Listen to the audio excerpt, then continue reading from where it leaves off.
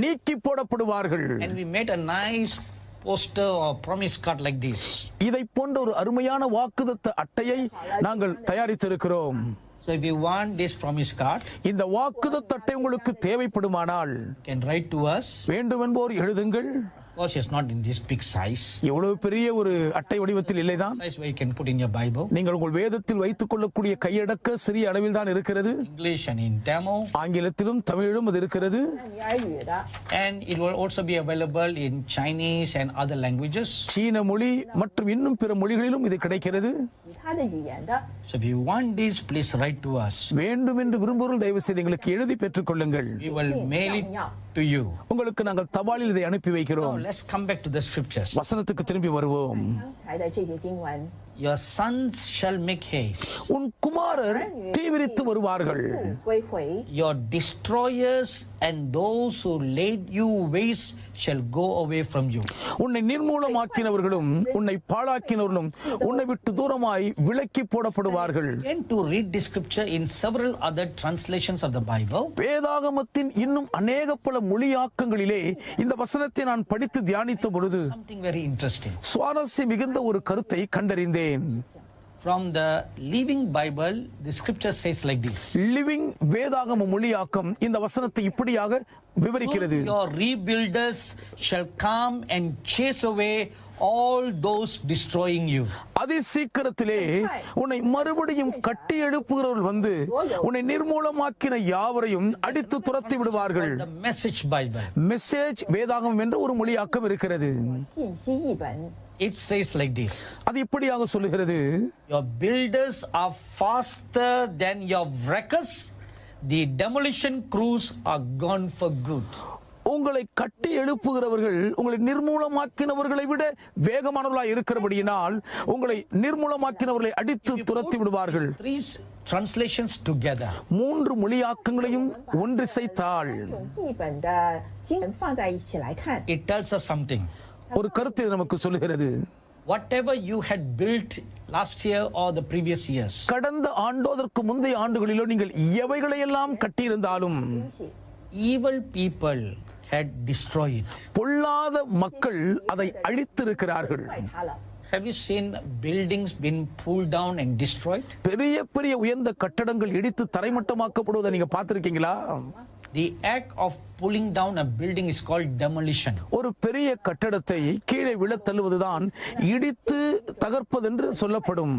So God is saying to you today, இன்று தேவன் உங்களுக்கு என்ன சொல்லுகிறார் என்றால், those who destroyed you, உங்களை நிர்மூலமாக்கினவர்கள் யாவரையும், those who demolated whatever you had built, நீங்கள் கட்டின எதையும் அழித்து இடித்து போட்ட யாவரும், every one of them are going to go out of your life in this year. அவர்கள் எல்லாருமே இந்த ஆண்டு உங்கள் வாழ்க்கை விட்டு வெளியே துரத்துண்டு போவார்கள். They will be removed far from your life for good. உங்கள் வாழ்க்கை விட்டு உங்களுக்கு நன்மை உண்டாகும்படி தூரமாய் அவர்கள் விலக்கி வைக்கப்படுவார்கள். For good means forever. நன்மைக்கு என்று சொன்னால் நிரந்தரமாய் நீக்கப்பட்டு விடுவார்கள். You will never see them again in your life. இனி உங்கள் வாழ்க்கையில் அந்த தீயவர்களை நீங்கள் திரும்ப பார்க்கவே They are மாட்டீர்கள். removed. அவர்கள் நீக்கப்பட்டு விட்டார்கள். God says, தேவன் சொல்லுகிறார், your children will return. உன் பிள்ளைகள் திரும்பி வருவார்கள். Who are the children? பிள்ளைகள் யார்? The translation says rebuilders. அந்த மொழியாக்கம் சொல்லுகிறது மறுபடியும் கட்டி எழுப்புகிறவர்களாம். Now let's look at this word of promise very closely. இந்த வாக்குத்தத்த வார்த்தையை சற்று நெருக்கமாய் உற்று நோக்கி பார்ப்போம். You will find 5 important words and phrases in this promise. இந்த வாக்குத்தத்தத்துக்குள்ளே 5 முக்கியத்துவம் வாய்ந்த வார்த்தைகளையும் சொற்றொடர்களையும் நீங்கள் பார்க்கலாம். Let's look at them one by one. ஒவ்வொன்றாய் நாம் அவைகளை தியானிப்போம். Write down whatever I'm saying to you. நான் உங்களுக்கு சொல்லுகிற வார்த்தைகளை எல்லாம் எழுதிக் கொள்ளுங்கள். Because this is the promise you must claim all throughout this year 2018. ஏனென்றால் இந்த 2018 ஆண்டு முழுவதும் நீங்கள் உரிமை கோரி சுதந்திரித்துக் கொள்ள வேண்டிய வாக்குத்தத்தம் இதுவே ஆகும். God is going to come as the rebuilder in your life. உங்கள் வாழ்க்கையை திரும்பவும் கட்டி எழுப்புகிறவராக தேவன் வரப்போகிறார். rebuild your broken marriage, நொறுங்கி முறிந்து போன உங்கள் இல்லற உறவை மறுபடியும் கட்டுவார். broken career, உடைந்து நொறுங்கி போன உங்கள் எதிர்கால வாழ்க்கையை சிறப்பாய் கட்டுவார். rebuild your broken life, முறிந்து போன உங்கள் வாழ்க்கையை செப்பரிட்டு சீர்படுத்துவார். rebuild your broken church, நொறுங்கி உடைந்து போன உங்கள் திருச்சபை மறுபடியும் கட்டுவார். rebuild your broken ministry, உடைந்து போன உங்கள் ஊழியத்தை திரும்பவும் கட்டி எழுப்புவார். rebuild your broken self-esteem. உடைந்து போன உங்கள் சுய மரியாதை மீண்டும் அவர் கட்டி கௌரவிப்பார். My dearly beloved sons and daughters, என் அன்புக்குரிய பிரியமான மகள்மார்களே மகன்மார்களே, 女儿们， in 2018 God is going to rebuild you again. 2018 ஆண்டில் தேவன் உங்களை மறுபடியும் கட்டி எழுப்ப போகிறார். 见你 Your lost wealth will be restored back to you. இழந்து போன உங்கள் சொத்துக்கள் செல்வங்கள் மீண்டும் உங்களுக்கு கூட்டி கொடுக்கப்படும். 夺回 Your lost property will be restored back to you. நீங்கள் இழந்து போன உங்கள் சுதந்திர வித சொத்துக்கள் திரும்ப உங்களுக்கு கொடுக்கப்படும். The name that you lost, the reputation that you lost will be restored back to you. நீங்கள் இழந்த உங்கள் நற்பெயர் உங்களுடைய கௌரவம் மீண்டும் உங்களுக்கு நிலைநாட்டப்படும். The health that you lost will be restored back to you. நீங்கள் இழந்த சுகபலன் ஆரோக்கியம் திரும்ப உங்களுக்குள் துளிர்விடும். The children will come. பிள்ளைகள் வருவார்கள். 儿女必急速的归回。 That's the first word that we find in this promise. இந்த வாக்குத்தத்தத்தில் நாம் பார்க்கிற முதல் வார்த்தை இதுவே ஆகும். 找到的第一个应许， Who are the children?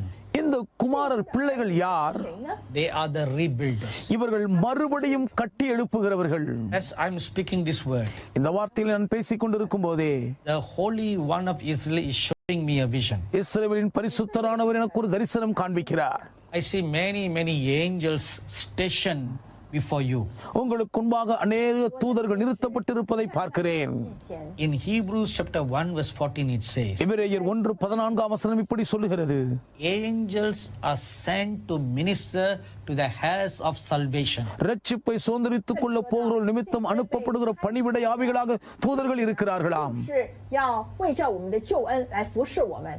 You are an heir of salvation. நீங்கள் இரட்சிப்பை சுதந்தரித்துக் கொள்ளுகிற ஒரு வாரிசாய் இருக்கிறீர்கள். So right now the angels are stationed in your life to rebuild you. ஆகவே உடனே உங்களை மறுபடியும் கட்டி எழுப்பும்படி தூதர்கள் உங்கள் வாழ்க்கைக்குள் நிறுத்தப்படுகிறார்கள். I hear one of the chief angels saying to me now to say to you, உங்களுக்கு சொல்லும்படி ஒரு பிரதான தூதன் இப்பொழுது என்னோடு பேசுகிற வார்த்தைகளை கேட்கிறேன். 告诉你， there is only one thing you need to do. நீங்கள் செய்ய வேண்டியதெல்லாம் ஒன்றே ஒன்றுதான். Totally surrender your life. முழுவதும் உங்கள் வாழ்க்கையை ஒப்பு கொடுத்து அர்ப்பணித்து விடுங்கள். Surrender your life to the eternal God. நித்திய தேவனுடைய கரத்தில் உங்கள் வாழ்க்கையை ஒப்பு கொடுங்கள். Don't stubbornly hold on to the past. கடந்த காலத்தையே பிடிவாதமாய் பிடித்துக் கொண்டு முரண்டு பிடிக்காதீர்கள். Don't go back to the past to look for it. கடந்த காலத்தை இன்னதென்று தேடி பார்க்கும்படி திரும்பி போகாதீர்கள். Rebuild you again anew. தேவன் மறுபடியும் உங்களை புதிதாய் திரும்ப கட்டட்டும், விட்டுக் கொடுங்கள். 来更新你。 I see not one angel but many angels positioned for you. ஒரு தூதனை அல்ல, உங்களுக்காக அநேக தூதர்கள் நிறுத்தப்படுகிறதை நான் பார்க்கிறேன். 天使围绕着你，要服侍你。 And I see another thing right now. இப்பொழுது இன்னும் ஒரு காரியத்தை நான் பார்க்கிறேன். I see a half completed church. அரைகுறையாய் கட்டியிருக்கக்கூடிய ஒரு சபையை நான் பார்க்கிறேன். Church, your pastor, you are trying to build this church. நீங்கள் ஒரு சபை, உங்கள் சபையை நீங்கள் கட்டும்படி முயற்சி எடுத்திருக்கிறீர்கள். Your church compound wall, surrounding wall have only gone up a little few feet. உங்கள் சபையை சுற்றி இருக்கக்கூடிய சுற்றுச்சுவர் கொஞ்சம் தான் எழும்பி இருக்கிறது. 1尺高， Not just the compound wall around your property, but the church building wall. உங்கள் சொத்து நிலத்தை சுற்றி இருக்கிற சுற்றுச்சுவர் அல்ல, உங்கள் சபை கட்டடத்தின் சுவர்கள். The floor has not been put yet. இன்னும் தரை கூட போடப்படவில்லை. Yes, it's still pottery and sands everywhere. இன்னும் எல்லா இடத்திலேயும் குண்டும் குழியுமாய் மணலுமாகத்தான் இருக்கின்றன. And you're standing there in the center, the doorway of your church, and wondering how you will build it. உங்க ஆலய வாசலின் நடுவில் நின்று இதை எப்படித்தான் கட்டி முடிப்போமோ என்று நீங்கள் திகைத்துக் கொண்டிருக்கிறீர்கள். 建立这间教会。 I see angels standing all around the building. கட்டடத்தை சுற்றிலும் தேவ தூதர்கள் சூழ்ந்து நிற்கிறதை நான் பார்க்கிறேன். 立在这个建筑物的周围， They have been sent by God to help you rebuild it. மறுபடியும் உங்கள் ஆலயத்தை நீங்கள் கட்டி எழுப்புவதற்கு உங்களுக்கு உதவி செய்யும்படி இந்த தூதர்கள் தேவனால் அனுப்பி வைக்கப்பட்டவர்கள். That is the first thing that we see in this scripture. இந்த வசனத்தில் நாம் பார்க்கிற முதல் அம்சம் இதுவே ஆகும். 所看到的第一件事， Look at the second word. இரண்டாவது வார்த்தையை பாருங்கள். They shall make haste. அவர்கள் தீவிரித்து வருவார்கள். The word make haste in the Hebrew is mahar. தீவிரித்து வருவார்கள் என்ற பதம் எபிரேய மொழியிலே மஹால் என்பதாகும். And it means to be liquid or flow easily to hurry. அப்படி என்றால் தீவிரித்து செயல்படுவதற்கு மிகவும் எளிதில் செயல்படக்கூடிய அளவுக்கு திரவ நிலையில் உள்ளவர்கள். What does it mean? இதனுடைய பொருள் என்ன? Okay, think like this for a moment. ஒரு கணம் இப்படி நினைச்சு பாருங்களேன். If something that is very powdery, மிகவும் தூள் தூளாய் இருக்கக்கூடிய ஏதாகிலும் ஒன்று இருக்குமானால் to pour it out, நீங்கள் அதை வெளியே கொட்ட முயற்சிக்கும் போது it's not slowly. அது மெதுவாக தான் வெளியே வரும். 洒出来的时候是慢慢的流出来的。 There's something that is solid. திடமாய் ஒரு பொருள் இருக்குமானால் When you try to pour them out, வெளியே நீங்க கொட்ட முயற்சித்தாலும் கூட they'll drop one by one. அது ஒவ்வொன்றா தான் வெளியே விடும். 掉出来。 But if you have liquid in a bucket, ஆனால் ஒரு பக்கெட்டிலே தண்ணீர் நிலையில் இருக்குமானால் ஒரு அந்த பக்கெட் முழுவதும் all the liquid comes out quickly, faster, in a hurry at the same time. நீங்கள் கவிழ்த்த உடனே ஒரே நேரத்தில் மிக துரிதமாக வேகமாக அவசரமாய் வெளியே வந்துவிடும். What will do for you? உங்களுக்காக தேவன் அப்படித்தான் காரியங்களை செயலாற்றப் போகிறார். Destroyers and your wasters will hurriedly leave you. உங்களை நிர்மூலமாக்கின பாழாக்கினவர்கள் விட்டால் போதும் என்று ஆத்திர அவசரங்களை விட்டு ஓடி மறைவார்கள். You're not going to live your life slowly. மெதுவா கொஞ்சம் கொஞ்சமா உங்க வாழ்க்கை விட்டு அவங்க போக போறதில்லை. 并不是慢慢的从你的生命里面走开， They will make haste and go away from you. உங்களை விட்டு ஓடி போவதிலே தீவிரமாய் மறைந்து விடுவார்கள். The third word, மூன்றாவது வார்த்தை destroyers. நிர்மூலமாக்கினவர்கள். The word destroyers in the Hebrew is horas.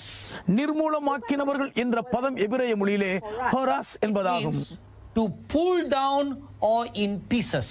அப்படி என்றால் இழுத்து இடித்து தள்ளுவது, சுக்குநூறாய் நொறுக்கி போடுவது, Or destroy. உடைத்து இடித்து அழித்து போடுதல். So which means destroyers are those who have pulled you down. அப்படி என்றால் நிர்மூலமாக்குகிறவர்கள் என்றால் உங்களை கீழே விழ They are தள்ளுகிறவர்கள். the one who have destroyed you or broken you in pieces. அவர்கள் தான் உங்களை அழித்தவர்கள், உங்களை சுக்குநூறாய் உடைத்து நொறுக்கியவர்கள். 碎片。 You know who they are in your life. உங்க வாழ்க்கையை இப்படி நிர்மூலமாக்கினவங்க எல்லாம் யாருன்னு உங்களுக்கே தெரியும். Now number 4. இப்பொழுது நான்காவது காரியம், Those who made you waste.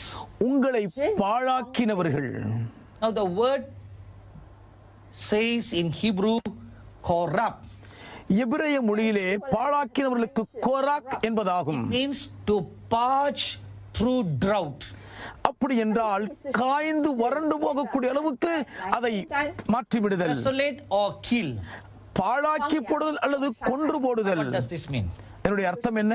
Let me explain to you like this. நான் இப்படி உங்களுக்கு அதை விவரிக்கிறேன். You know, when there's no rain, மழையே இல்லை என்று சொன்னால் the sun shines continuously on a dry ground. விடாமல் காய்ந்த பூமியில் சூரிய வெயில் தகனிக்கும். 看着大地， Eventually, all the land will begin to become parched, காலப்போக்கில் break up because of drought. காலப்போக்கிலே வறட்சி நிமித்தம் அந்த சூரிய வெப்பத்தின் தாக்கம் அந்த நிலத்திலே மிகப்பெரிய வெடிப்புகளை ஏற்படுத்தி அதை காய்ந்து விட செய்யும்.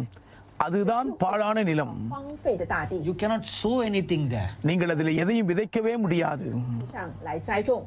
That's how your life has been made by the wasters. பாழாக்கிறவர்களால் உங்கள் வாழ்க்கை எப்படிதான் பாழாய் போய்விட்டது. Wasters had made your life and the things in your life to be like a parched land. பாழாக்கினவர்கள் உங்கள் வாழ்க்கையையும் உங்கள் வாழ்க்கையில் இருந்த காரியங்களையும் காய்ந்து வெடித்த ஒன்றுக்கும் உதவாத பூமியை போல் மாற்றிவிட்டார்கள். 这一些干裂的大地， And the fifth word, ஐந்தாவது வார்த்தை, go forth, புறப்பட்டு போவார்கள். means your saw in Hebrew. அப்படி என்றால் எபிரேய மொழியில் யோசோ என்பதாகும். They will go out. அப்படி என்றால் அவர்கள் உங்கள் வாழ்க்கை விட்டு வெளியேறுவார்கள். Now we put all these words together. இந்த எல்லா வார்த்தைகளையும் ஒன்றிணைக்கும் போது This is what it tells us. நமக்கு சொல்லும் கருத்து இதுதான். those who cause you to be a waste, நீங்கள் வீணாய் போகும்படி காரியங்களை செய்தவர்களும் who plundered your monies, உங்கள் பணத்தை கொள்ளையிட்டு சூறையாடினவர்களும் stole your money உங்கள் பணத்தை கொள்ளையடித்தவர்கள் through cheating ஏமாற்றி மோசடி செய்ததன் மூலம் or through circumstances like bad health, அல்லது உடல்நல கேடு போன்ற சூழ்நிலைகளின் நிமித்தம் சூறையாடப்பட்ட தன்மை does not include some bad mistakes you made by investment. நீங்கள் தவறான மூலதன முதலீடுகளை செய்ததனால் ஏற்பட்ட விளைவுகளை இது குறிக்காது. Those who cause you to be waste, உங்களை வீணாய் போகும்படி வேண்டும் என்று சதி செய்தவர்கள் they will be removed from out of your midst. அவர்கள் உங்கள் நடுவிலே இராதபடிக்கு விலக்கி வைக்கப்படுவார்கள். Secondly, இரண்டாவதாக those who sought to destroy you, உங்களை அழித்து போட வகை தேடினவர்கள் 摧毁你的人， they will be removed from your midst. உங்கள் நடுவில் இராதபடிக்கு அவர்கள் பிடுங்கி போடப்படுவார்கள். Let me give you one good example. ஒரு நல்ல உதாரணத்தை நான் உங்களுக்கு சொல்லுகிறேன். If you read Esther chapter 6, Esther 6ஆம் அதிகாரத்தை நீங்கள் படிப்பீர்களானால் you'll read the story about Haman, who became very jealous about Mordecai. மொர்தெகாயின் மேல் மகா காய்மகார பொறாமை கொண்ட ஆமானை குறித்து படிக்கிறோம். He will always seek for ways to put Mordecai down. எப்படி மொர்தெகாயை மட்டம் தட்டலாம் என்ற வழிவகைகளை எப்பொழுதுமே தேடிக்கொண்டிருப்பான். 害莫迪改， So he was always looking for ways to destroy Mordecai. மொர்தெகாயை அழித்து போடுவதற்கு ஏதுவான வகைகளையே எப்பொழுதும் தேடிக்கொண்டிருந்தான். In Esther chapter 6 verse 10 and 11 we read, Esther 6ஆம் அதிகாரம் 10 11 வசனங்களிலே படிக்கிறோம். the very Haman who tried to destroy the good name of Mordecai, மொர்தெகாயின் நற்பெயரை கெடுக்க அழிக்க திட்டமிட்ட அதே சதிகார ஆமான் the king made Haman to honor Mordecai. அதே ஆமானை கொண்டு மொர்தெகாயை கனம் பண்ண ராஜா கட்டளையிட்டான். 尊荣莫迪改。 Secondly, இரண்டாவதாக in Esther chapter 5 verse 14 we read Esther 5:14 நாம் படிக்கிறோம். 节我们读到， that Haman planned to kill Mordecai. ஆமான் மொர்தெகாயை கொலை செய்ய சதித்திட்டம் போட்டான். He made a gallows very high. மிக உயரமான ஒரு தூக்கு மரத்தை அவன் உண்டு பண்ணினான். He was going to hang Mordecai on that gallows. அந்த தூக்கு மரத்திலே மொர்தெகாயை அவன் தூக்கு போட முயற்சித்தான். 高的一个木架上， He was waiting for a right opportunity. அதற்கு சரியான தருணம் எப்பொழுது வாய்க்கும் என்று காத்திருந்தான். Chapter 7 verses 9 to 10 tells us Esther 7ஆம் அதிகாரம் 9 10 வசனங்கள் நமக்கு சொல்லுகின்றன. 10节告诉我们， gallows that Haman made for Mordecai, ஆமான் மொர்தெகாய்க்கு உண்டு பண்ணின அதே தூக்கு மரத்திலே 高大的木架， on that very gallows Haman himself was hanged. அதே தூக்கு மரத்தில் ஆமானையே தூக்கி போட்டு விட்டார்கள். When Haman was hanged, ஆமான் தூக்கி போடப்பட்ட போது 架上 Mordecai never saw him for the rest of his life. அதற்கு பின்பு மொர்தெகாய் தன் வாழ்நாளில் திரும்ப ஆமானை காணவே இல்லை. 再看见哈曼了。 This is what God will do for you. உங்களுக்கும் தேவன் இதையே தான் செய்வார். Those who seek to destroy you, உங்களை அழிக்க வகை தேடுகிற யாவரும், those who seek to waste you, உங்களை பாழாக்கிவிட எத்தனிக்கிறவர்கள் எல்லாரும், God will remove them far away from your life. தேவன் அவர்களை உங்கள் வாழ்க்கை விட்டு வெகு தூரமாய் அகற்றி போட்டு விடுவார். 远远的剪除， You will never see them again. இனி நீங்கள் ஒருபோதும் அவர்களை திரும்ப காணவே மாட்டீர்கள். After removing the destroyers and the wasters from your life, உங்கள் வாழ்க்கையிலே நீர்மூலமாக்கினவர்கள் பாழாக்கினவர்களை அவர் நீக்கி போட்ட பின்பு God will now send people, rebuilders, to build you up again. இப்பொழுது மறுபடியும் உங்களை திரும்பி கட்டி எழுப்பக்கூடிய கட்டுமானவர்களை தேவன் உங்களிடத்தில் அனுப்பி வைப்பார். 再次的来建造你。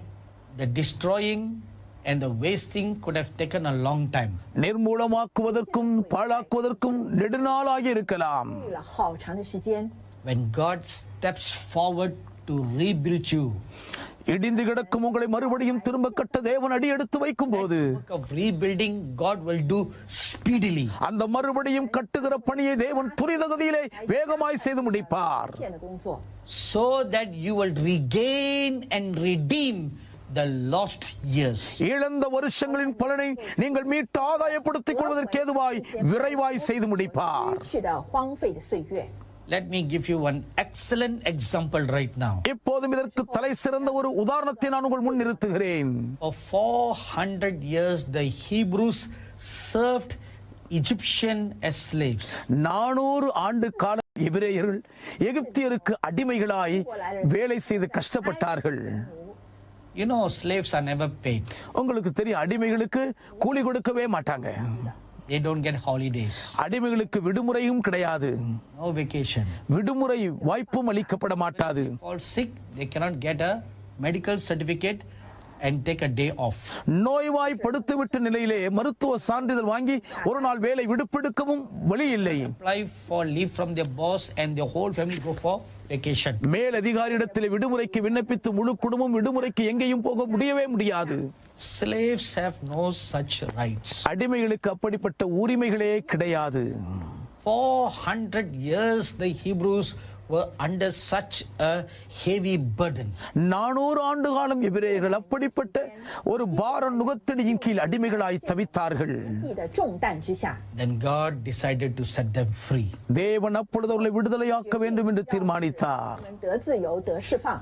So he sent a man called Moses. ஆகவே மோசே என்னும் ஒரு மாமனிதனை அனுப்பினார். 名叫摩西， See, 他是谁？ a rebuilder. மறுபடியும் கட்டி எழுப்புகிறவர் பாருங்கள். God sent the prophet Moses to set the people free. மக்களை விடுதலையாக்கும்படி தேவன் தம்முடைய தீர்க்கதரிசியாகிய மோசேயை அனுப்பினார். 这些子民得自由。 And when they left Egypt, அவர்கள் எகிப்தை விட்டு புறப்பட்ட போது they did not go empty-handed. வெறுங்கையாய் அவர்கள் புறப்பட்டு வரவில்லை. For whatever they had wasted, 凡是 எவைகளை எல்லாம் அவர்கள் வீணாக்கினார்களோ, got lots of gold and silver and precious stones as compensation for 400 years of labor. 400 ஆண்டுகால கடின உழைப்பின் பிரயாசத்துக்கு ஈடுகட்டும் வண்ணம் ஏராளமான பொன் வெள்ளி விலையேறப்பெற்ற கற்களை நிறைவாய் பெற்றுக் கொண்டார்கள். 长， Not only that, அது மட்டுமா, when they were walking out of Egypt, எகிப்தை விட்டு வெளியே அவர்கள் வீறுநடை போடும்போது several days of walking, பல நாட்கள் அவர்கள் நடந்த பின்பு there came a threat for them. அவர்களுக்கு ஒரு அச்சுறுத்தல் வந்தது. 威胁， The Egyptian came back chasing after them to trap them and enslave them again. மீண்டும் அவர்களை பிடித்து அடிமைகளாக்க வேண்டும் என்ற கொலைவெறியோடு எகிப்தியர்கள் அவர்களை துரத்திக் கொண்டே பின்னால் வந்தார்கள். 去 So they all cried out to God. தேவனை நோக்கி எல்லாரும் கதறி முறையிட்டார்கள். So God told the prophet Moses, ஆகவே தேவன் தீர்க்கதரிசி மோசேயிடம் சொல்லுகிறார், 说， they who destroyed you, உன்னை நிர்மூலமாக்கினவர்கள், they who wasted you, உங்களை பாழாக்கினவர்கள் shall go out from you. உங்களை விட்டு தூரமாய் விலக்கப்படுவார்கள். You will never see them again.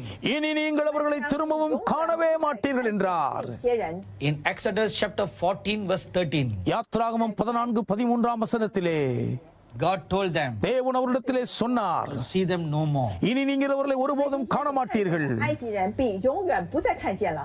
That's exactly what happened. சரியாக அவர் சொன்னபடி அப்படியே நடந்தது. When they crossed the Red Sea, அவர்கள் செங்கடலை கடந்த போது 走过红海， the sea opened up and made a way for the Hebrews to walk across. பரந்த பெருங்கடல் இரண்டாக பிளந்து எபிரேயர்கள் நடுவிலே நடந்து போவதற்கு வழி உண்டாக்கி கொடுத்தது. 占地而过。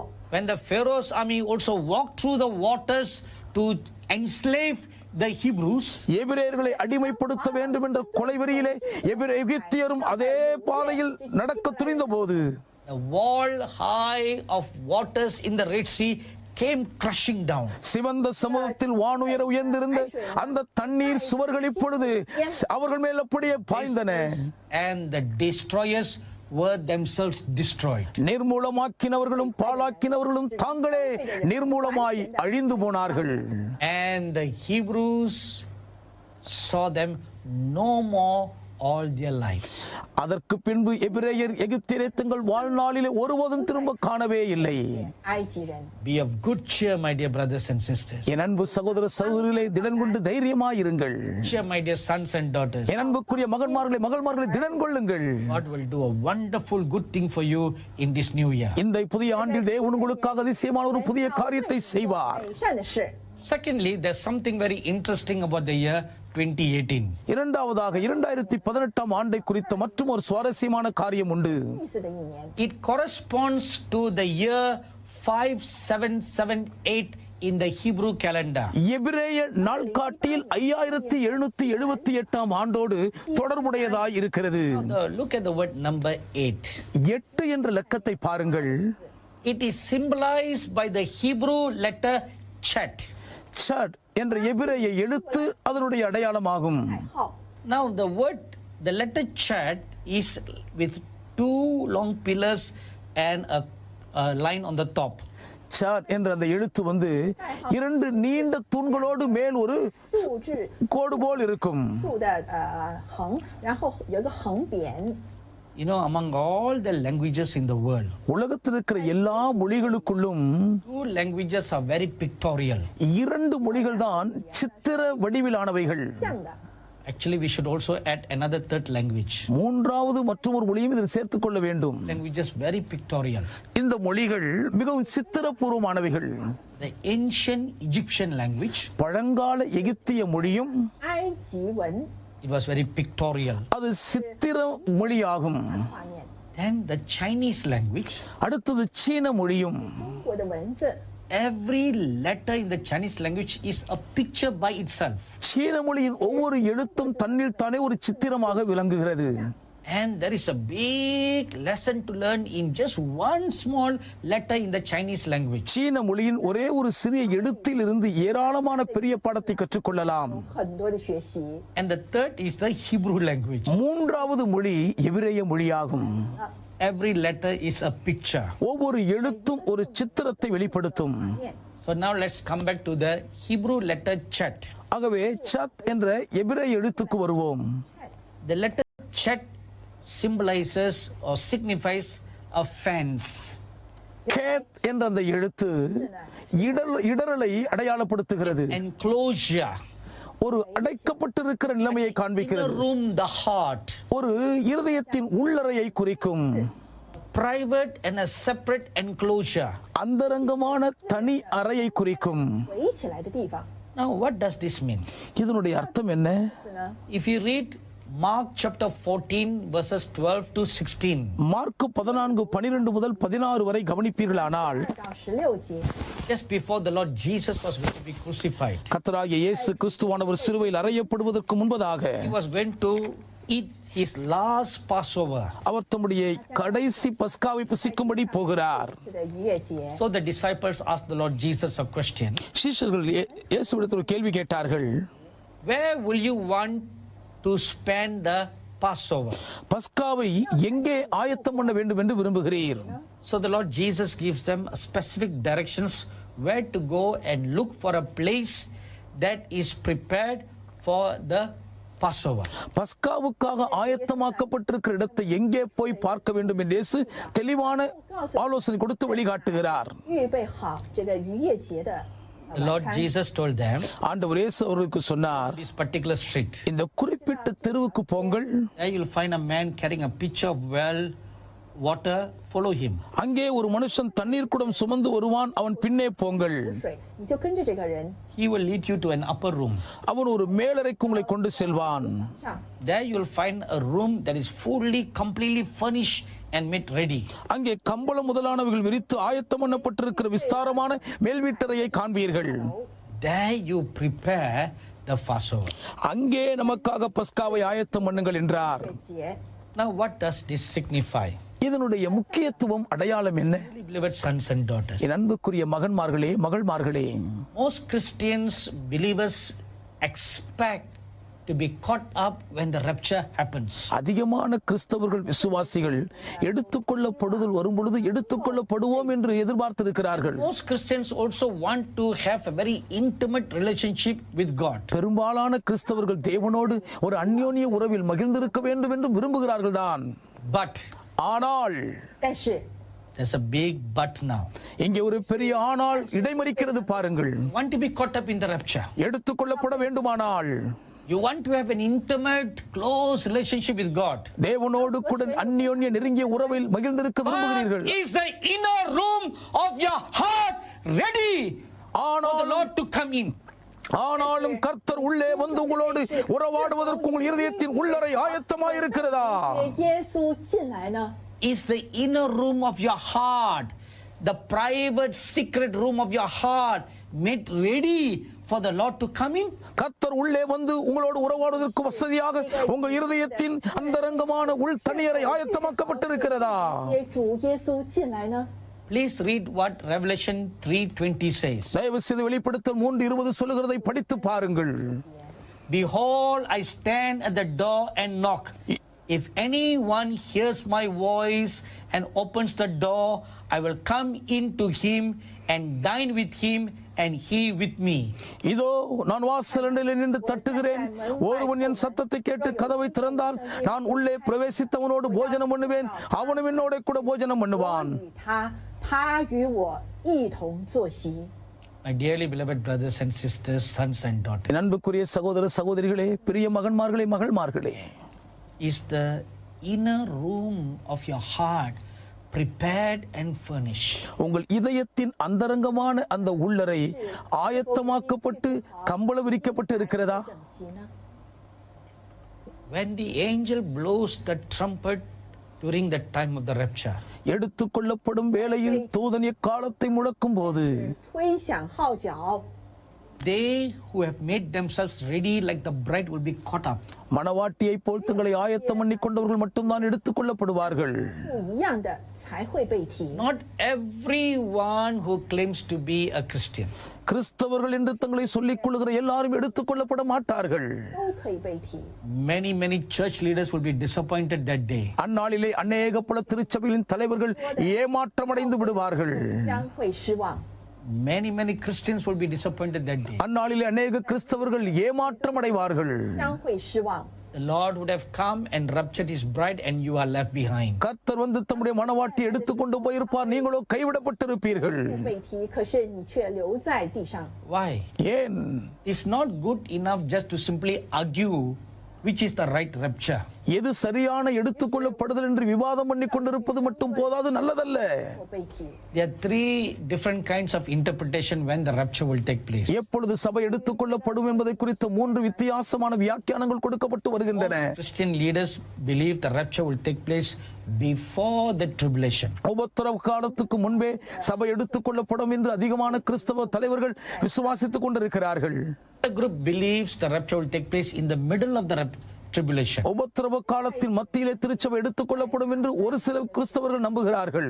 And the third group believes the rapture will take place after the tribulation. உபத்திரவ காலம் முடிந்த பின்புதான் சபை எடுத்துக்கொள்ளப்படும் என்று மூன்றாவது கூட்டத்தார் நம்புகிறார்கள். So there's lots of fightings even among Christians over which is the right. கிறிஸ்தவர்களுக்குள்ளேயே எது சரி என்பதை குறித்த ஏராளமான சச்சரவுகள், சர்ச்சைகள், விவாதங்கள் நடந்து கொண்டிருக்கின்றன. If you believe and lean towards the second position, நீங்கள் விசுவாசித்து இரண்டாவது நிலைமைக்கு நீங்கள் கடந்து வந்தால், all those who believe in the first position will attack you and say that you are wrong and false teacher or a false prophet. முதல் நிலையில் இருக்கிற எல்லாருமே உங்களை தாக்கி நீங்கள் ஒரு கள்ள விசுவாசி, கள்ள ஊழியர் முத்திரை குத்தி விடுவார்கள். 先知你是假信徒。 You can be very smart and articulate in the interpretations of which is the right time of rapture. எடுத்துக்கொள்ளப்படுவதற்கான சரியான நேரம் என்னதென்பதை துல்லியமாய் எடுத்து சொல்லக்கூடிய அளவுக்கு நீங்கள் கெட்டிக்காரலாய் இருக்கலாம். To what use is all that if your heart is not prepared and furnished for the Lord to come? இதிலெல்லாம் கில்லாடியா இருந்தும் கர்த்தர் வந்து உங்களை எடுத்துக்கொள்ள தங்கி வாசம் பண்ணுவதற்கு ஏதுவாய் உங்கள் இருதயம் ஆயத்தமாய் இல்லை என்றால் அதனால் என்ன பிரயோஜனம்? 何益处呢？ My dearly beloved brothers and sisters, fellow ministers of God, என் அன்புக்குரிய சகோதர சகோதரிகளே, என் உடன் தேவ ஊழியர்களே, 也服侍神的仆人， cast away all these fightings. இந்த விவாத சர்ச்சைகளை எல்லாம் ஒதுக்கி தள்ளுங்கள். 把这一切的争论都要把 Put your house in order. உங்கள் வீட்டை ஒழுங்குபடுத்துங்கள்.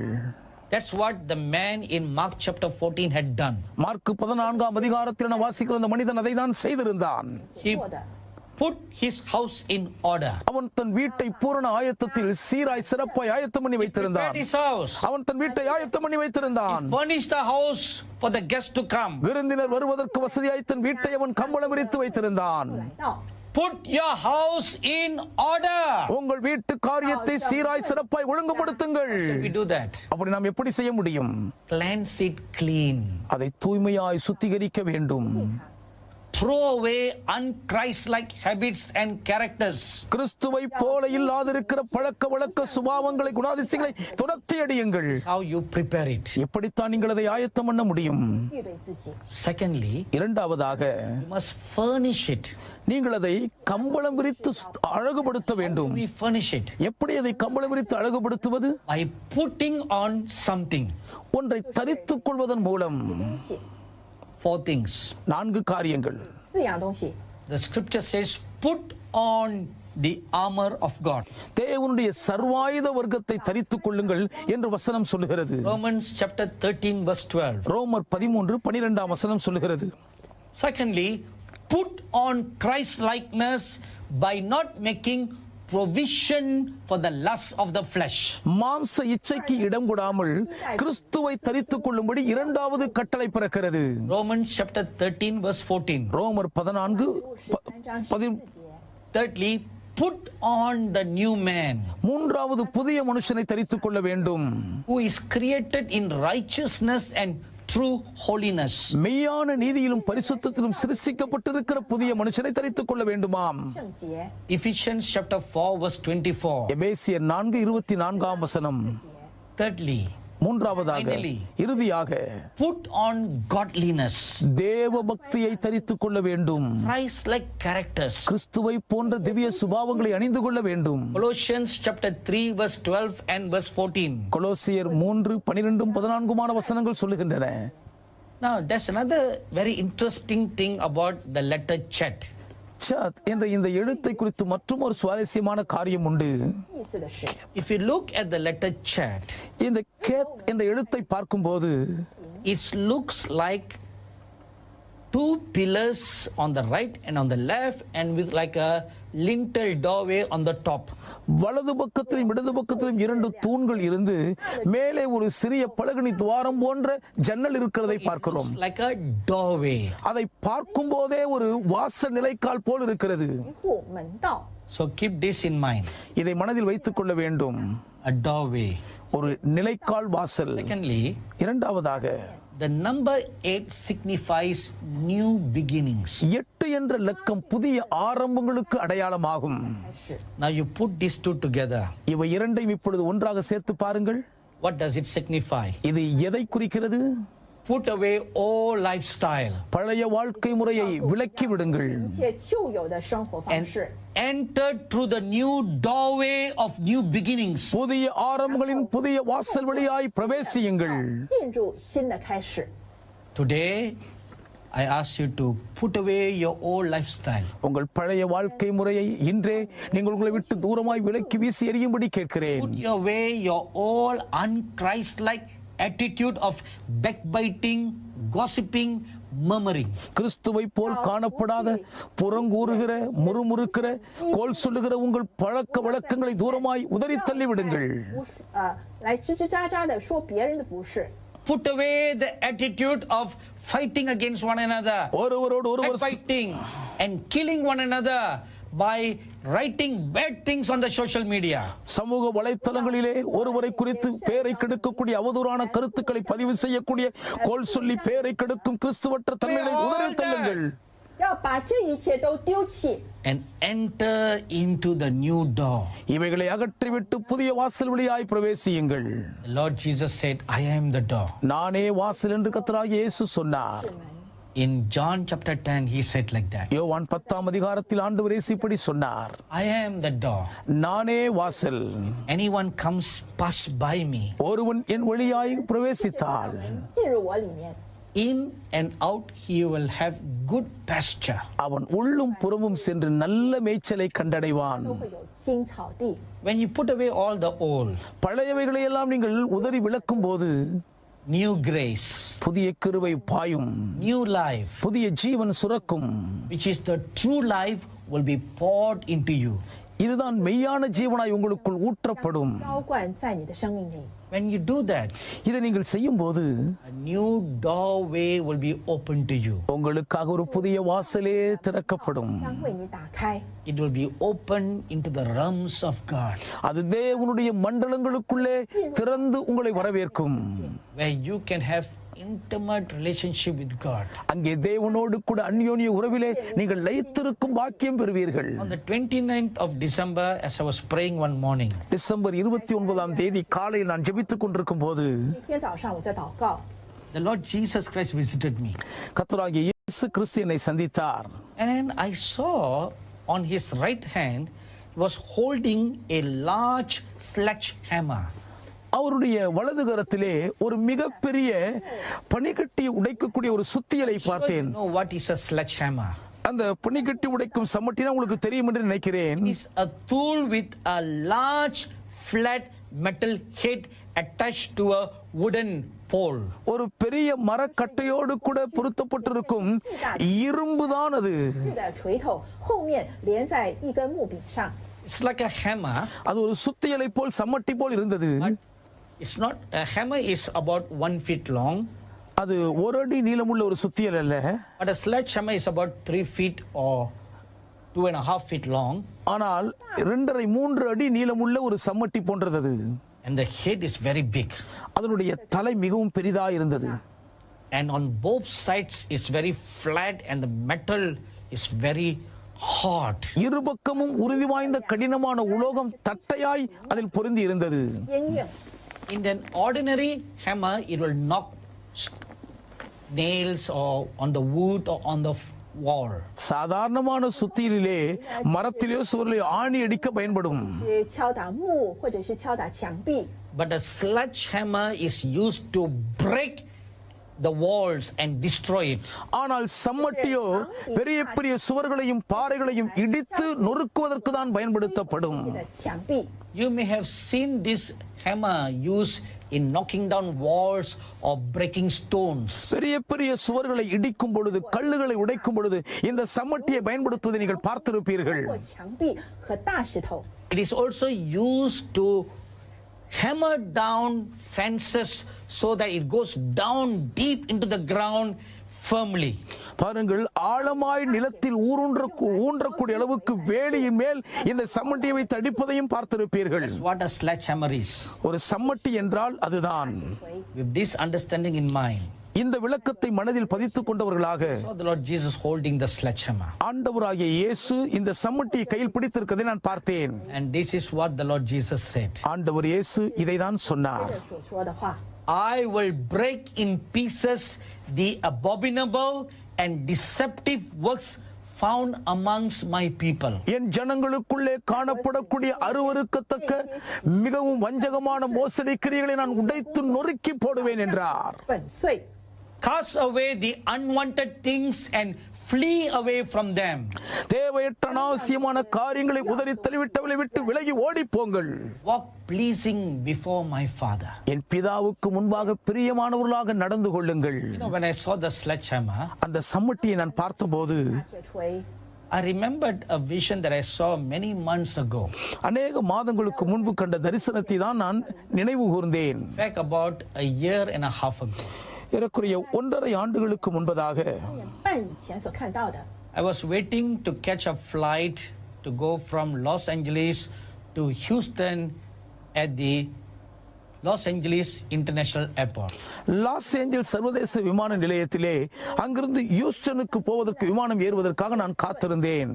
And I saw an angel standing on my right side. என் வலப்பக்கத்தில் ஒரு தூதன் நிற்பதை பார்த்தேன்.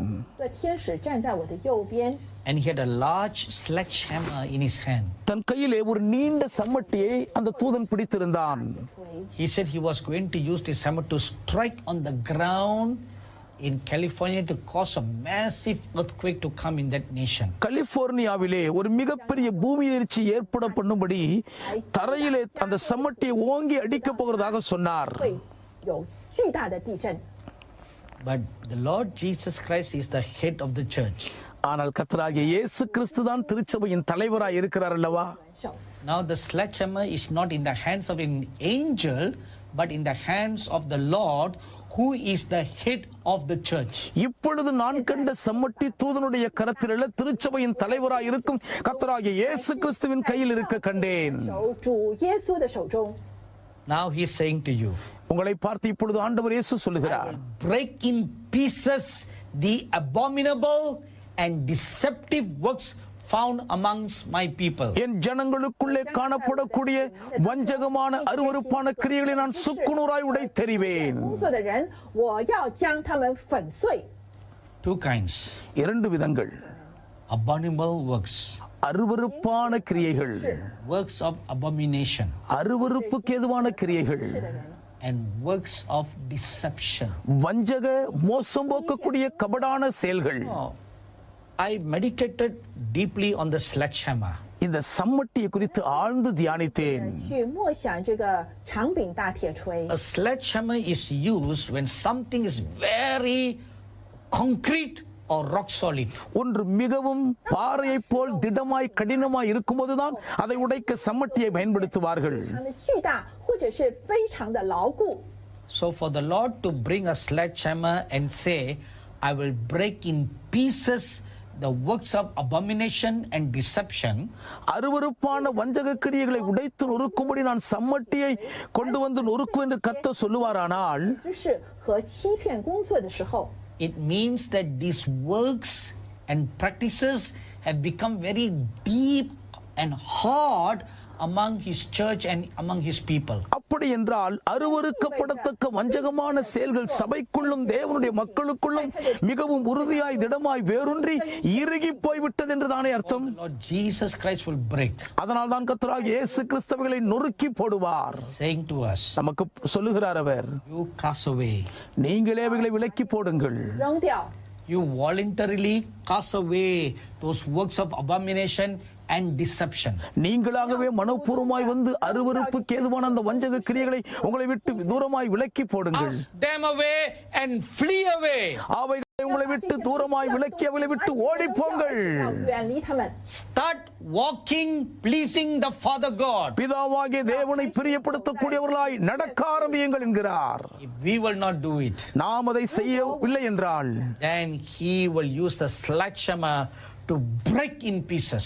சுக்குநூறாய் நம்மை உடைத்து நொறுக்கி போடுவதற்கு அவர் சம்மட்டியை உபயோகிப்பார். 一切都粉碎。 My dearly beloved brothers and sisters, எனக்கு மிகவும் பிரியமான சகோதர சகோதரிகளே, sons and daughters, என் அன்பு மகன்மார்களே மகள்மார்களே, let's humble ourselves and cast ourselves at the feet of the living God. நம்மை நாமே தாழ்த்தி ஜீவனுள்ள தேவனுடைய திருப்பாதங்களுக்குள் பணிந்து ஒப்பு கொடுப்போம். Better for us to fall on the rock than for the rock to fall on us. அந்த பாறை நம் மேல் விழுந்து நசுக்குவதை காட்டிலும் நாம் அந்த பாறை மேல் விழுவதுதான் நமக்கு நல்லது. 来压住我们。 I had another wonderful experience in the month of December on the 12th. December மாதம் 12ஆம் தேதி என்று மற்றும் ஒரு அற்புதமான அனுபவத்தை அடைந்தேன். 非常奇妙的经历。 All this visitation happened in the month of December 2017. இந்த சந்திப்புகள் அனைத்தும் 2017ஆம் ஆண்டின் டிசம்பர் மாதத்தில் தான் கிடைக்கப் பெற்றேன். While I was praying one morning, ஒரு நாள் காலை வேளையில் நான் ஜெபித்துக் கொண்டிருக்கையில் I found myself caught up to heaven. பரலோகத்துக்குள் நான் எடுத்துக்கொள்ள செல்லப்படுவதை உணர்ந்தேன். Many people find this difficult to believe. இதை நிறைய பேர் நம்புறதுக்கு ரொம்ப சிரமப்படுறாங்க. And many youngsters, deceived by many other ministers of God, make fun of all such things. அநேக வாலிபர்கள் தேவ ஊழியர்களால் வஞ்சிக்கப்படுகிறபடியினால் இப்படிப்பட்ட அனுபவங்களை குறித்து கேலியாய் பரியாசம் பண்ணுகிறார்கள். Even many ministers, they snide at it and make fun of it and ridicule it. அநேக தேவ ஊழியர்களும் கூட இதனுடைய சாரத்தை உணராததினால் கேலி கூத்தாக்கி விட்டு இதை பரியாசமாய் ஏளனம் பண்ணி கொண்டிருக்கிறார்கள். Proverb like this: இப்படியாக ஒரு பழமொழி உண்டு ஆங்கிலத்தில், 这么说的。 when the cat closes its eyes, போன கண்ணை மூடிக்கொண்டால் it thinks that the whole world is darkened. உலகமே இருள் என்று நினைக்குமாம். Now, just because you may not have such experiences does not mean such things don't exist. இப்படிப்பட்ட அனுபவங்கள் உங்களுக்கு கிடைக்கவில்லை என்பதினால் இப்படிப்பட்டவைகள் இல்லவே இல்லை என்று அர்த்தம் இல்லைங்க. 在 There are tons of scriptures from the Old Testament right up to the New Testament where many wonderful saints have experience been caught up to heaven. அநேக அருமையான பரிசுத்தவான்கள் பரலோகத்துக்குள் எடுத்துச் செல்லப்படுகிற அற்புதமான அனுபவத்தை பழைய ஏற்பாடு முதல் புதிய ஏற்பாடு வரை வசனங்கள் விளக்குகின்றன. Old Testament prophets experience been caught up to see visions of glory in heaven. பழைய ஏற்பாட்டிலே தீர்க்கதரிசிகள் பரலோக மகிமையான தரிசனங்களை காணும்படி எடுத்துச் செல்லப்பட்டிருக்கிறார்கள். 天上的荣耀。 In Ezekiel chapter 1 verse 1 itself it says, எசேக்கியேல் முதலாம் அதிகாரத்தின் முதல் வசனமே இப்படி சொல்லுகிறது அல்லவா? prophet Ezekiel says, the heavens were open and he saw visions of God. எசேக்கியேல் தீர்க்கதரிசி சொல்லுகிறார், வானங்கள் திறக்கப்பட்டிருக்க நான் தேவ தரிசனங்களை அடைந்தேன். 意象。 And then we read in 2 Corinthians chapter 12 verse 2 to 4. பின்பு 2 கொரிந்தியர் 12:2 முதல் 4 வரையிலுள்ள வசனங்களிலே நாம் படிக்கிறோம். The apostle Paul writes of two experiences. அப்போஸ்தலனாகிய பவுலடியார் தன் 2 விதமான அனுபவங்களை குறித்து எழுதும்போது, Once he was caught up to paradise, another time he was caught up to the third heaven. ஒரு முறை பரதீசுக்குள் எடுத்துச் செல்லப்பட்டிருக்கிறார், மற்றொரு முறை அவர் 3ஆம் முறை எடுத்துக் கொள்ளப்பட்டிருக்கிறார். 三重天。 In Revelation chapter 4 verse 1 we read, வெளிப்படுத்தல் 4 முதலாம் வசனத்திலும் நாம் படிக்கிறோமே, the apostle John was caught up to heaven. அப்போஸ்தலனாகிய யோவான் பரலோகத்துக்குள் எடுத்துக் கொள்ளப்பட்டார். So it is absolutely possible. ஆகவே இது முற்றிலும் முழுவதும் சாத்தியமே. 完全可能的。 God gives these experiences to some of his servants for the purpose of communicating a message for us.